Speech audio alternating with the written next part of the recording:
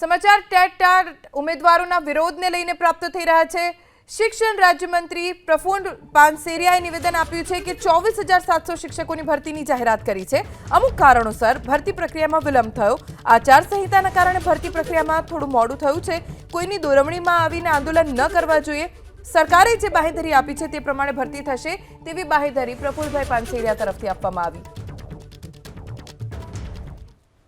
જે 24,700 ભરતી કરવા માટે સરકારે જે બાંહેધરી એટલે જાહેરાત કરી છે પૂર્ણ રીતે થશે।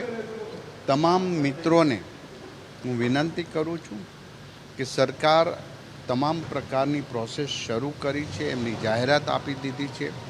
માટે કોઈ લોકોના દોરવણીમાં આવીને આવા આંદોલનમાં જોઈન્ટ ન થવું જોઈએ, કારણ કે સરકારે જે કમિટમેન્ટ 24,700નું આપ્યું છે એ ચોક્કસ પ્રકારે ભરતી થશે ને થશે।